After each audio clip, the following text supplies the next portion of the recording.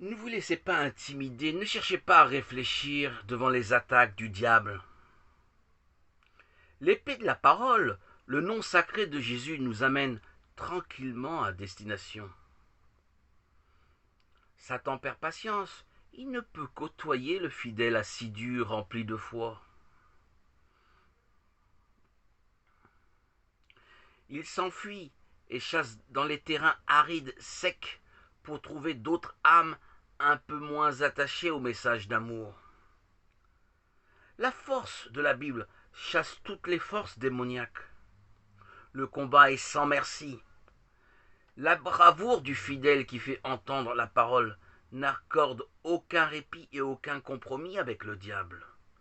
Le fidèle triomphe. La puissance de la parole de Dieu agit, protège, tel un bouclier. Tant qu'elle se fait entendre dans la bouche du fidèle, dans l'unité du Saint-Esprit, le diable ne peut rien. La parole est l'instruction, la ressource du fidèle.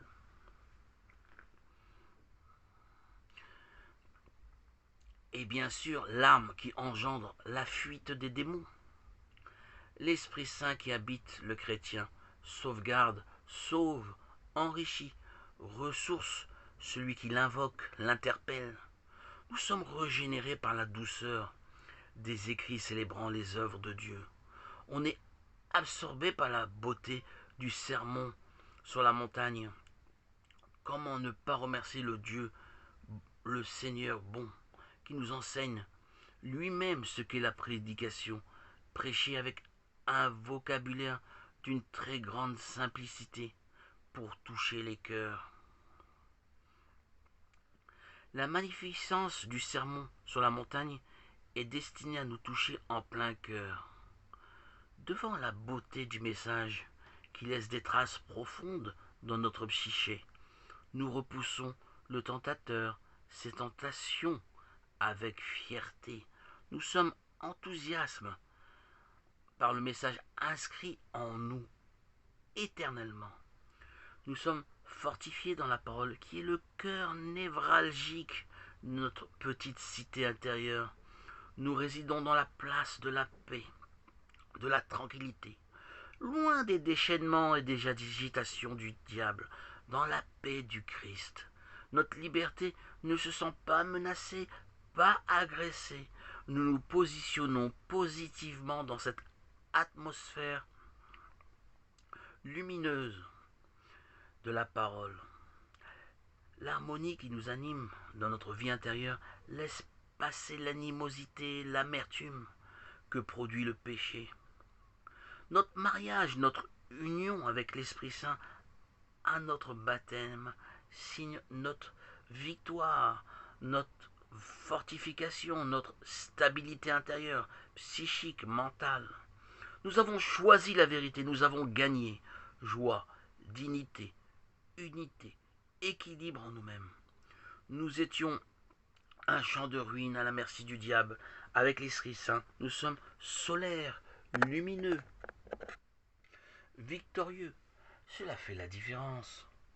C'est la spécificité du chrétien. Il a été choisi pour être le temple de Dieu, le temple du Saint-Esprit. Quel infime honneur! Nous sommes construits différemment. L'ancienne structure n'a plus de raison d'être. Nous rebâtissons notre vie à partir de cette vérité qui réside en nous, qui nous fortifie, nous édifie, nous établit. Nos pensées épousent l'Esprit Saint pour intégrer notre envie forte de te suivre, Seigneur. Nous sommes en mouvement flexible. Notre chantier est toujours en développement. Nous refusons de stagner. Nous érigeons notre structure à l'échelle de ton amour qui nous a conquis par notre baptême. On diffuse ta lumière à tous ceux qui veulent tendre l'oreille.